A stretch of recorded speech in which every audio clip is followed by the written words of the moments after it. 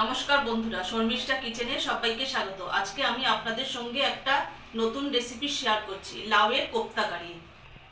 চলুন দেখে নিই কিভাবে। লাউয়ের কোপ্তা কারির জন্য আমি একটা বড় লাউ নিয়েছিলাম, তার অর্ধেকের একটু বেশি এখানে চোকলা ছাড়িয়ে অর্ধেক করে নিয়েছি, 4 টুকরো করেছি। এখানে আমি ধনেপাতা কুচি নিয়েছি, এখানে দুটো টমেটোকে আমি এরকম টুকরো করে নিয়েছি, এটা আমি মিক্সিতে পেস্ট করে নেবো। আর এখানে ফোড়নের জন্য নিয়ে নিয়েছি গোটা জিরে, কালো জিরে, তেজপাতা, লবঙ্গ, দারচিনি আর শুকনো লঙ্কা। দুটো শুকনো লঙ্কাকে আমি অর্ধেক করে নিয়েছি।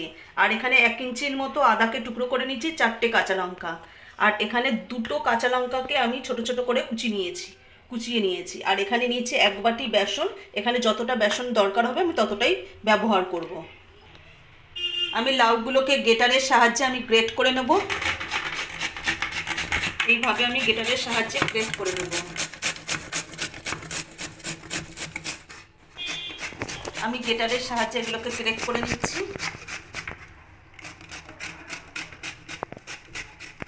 আমার একটা টুকরো গ্রেট করা হয়ে গেছে, আমি আবার একটা টুকরো গ্রেট করে নেব। এইভাবে গ্রেটারের সাহায্যে আমি সমস্ত লাউটাকেই আমি গ্রেট করে নেব। লাউগুলোকে গ্রেট করা হয়ে গেছে। লাউগুলো গ্রেট করা হয়ে গেছে আর লাউয়ের থেকে প্রচুর জল বেরোচ্ছে। আমি এগুলোকে কোপ্তার জন্য তৈরি করে নেবো। এর জন্য এগুলো জলগুলোকে আমি চিপড়ে এইভাবে জলগুলোকে আমি বার করে নিয়ে এখানে লাউটাকে নিয়ে নেব। এইভাবে সমস্ত লাউটাকে হাতের সাহায্যে আমি জলগুলোকে বার করে কোপ্তার জন্য রেডি করে নেব। এইভাবে লাউগুলোকে নিয়ে নেব। লাউটা আমি চিপড়ে জল বার করে নিয়েছি। এবার কোপ্তার জন্য আমি কিছু উপকরণ দিয়ে এটা রেডি করে নেব। আমি অল্প একটু জোয়ান দিয়ে দিলাম, কালো জিরে,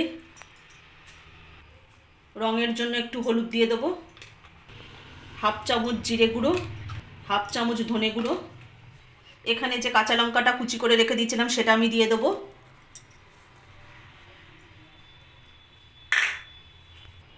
পরিমাণ মতো নুন দিয়ে দিলাম।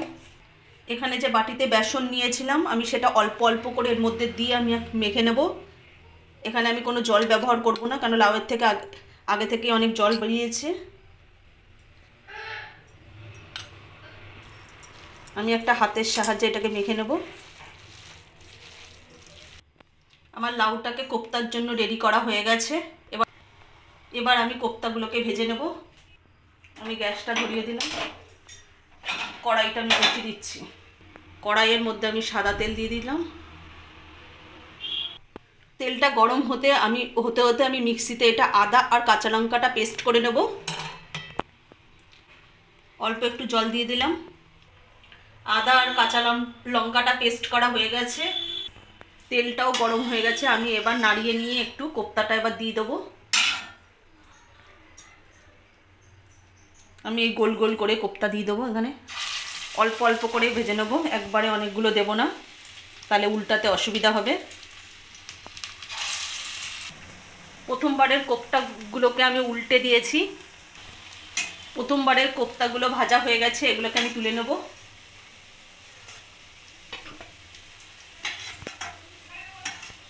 এইভাবেই সমস্ত কোপ্তাগুলো আমি করে নেব। সব কোপ্তাগুলো ভাজা হয়ে গেছে। কোপ্তা ভাজার তেলের মধ্যেই আমি ফোড়ন দিয়ে দেবো। ফোড়নটা ভালো করে আমি নাড়িয়ে চাড়িয়ে লাল করে ভেজে নেব। এখানে আদা আর কাঁচা লঙ্কা যে পেস্ট করে রেখে দিয়েছিলাম সেটা আমি কড়াইতে দিয়ে দেবো। পরিমাণ মতো আমি নুন দিয়ে দেবো। আর মিক্সিতে যে টমেটোটা পেস্ট করে রেখে দিয়েছিলাম সেটাও আমি কড়াইতে দিয়ে দেবো। এবার আমি মশলাটাকে ভালোভাবে কষিয়ে নেব। অন্যান্য উপকরণগুলো দিয়ে দেবো। 1 চামচ ধনে গুঁড়ো দিলাম, 1 চামচ হলুদ গুঁড়ো, 1 চামচ জিরে গুঁড়ো। এবার আমি মশলাটাকে ভালোভাবে কষিয়ে নেব। যতক্ষণ না আদা আর টমেটোর কাঁচা গন্ধটা যাচ্ছে ততক্ষণ আমি ভালো করে কষিয়ে নেব। আদা আর টমেটোটার কাঁচা গন্ধ চলে গেছে আর মশলা থেকেও তেল ছাড়তে শুরু করে দিয়েছে। এখানে আমি 2 চামচ বেসন দিয়ে দেবো।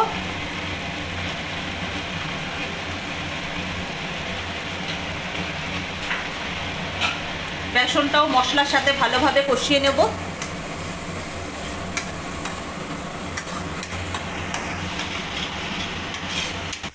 মশলাটা ভালো করে কষানো হয়ে গেছে, এর মধ্যে আমি জল দিয়ে দেবো।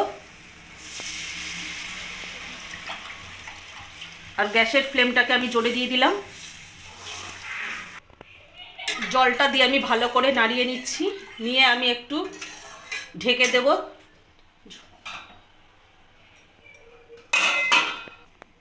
এবার ঢাকাটা খুলে দেখে নেব। ঝোলটা একেবারে টকবক করে ফুটে গেছে। এবার আমি উপর থেকে কোপ্তাগুলো দিয়ে দেব।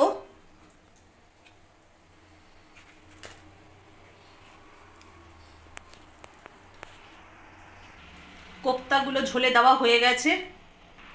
ওপর থেকে 1 চামচ গরম মশলা গুঁড়ো দিয়ে দেবো। ওপর থেকে ধনেপাতা কুচি দিয়ে দেবো।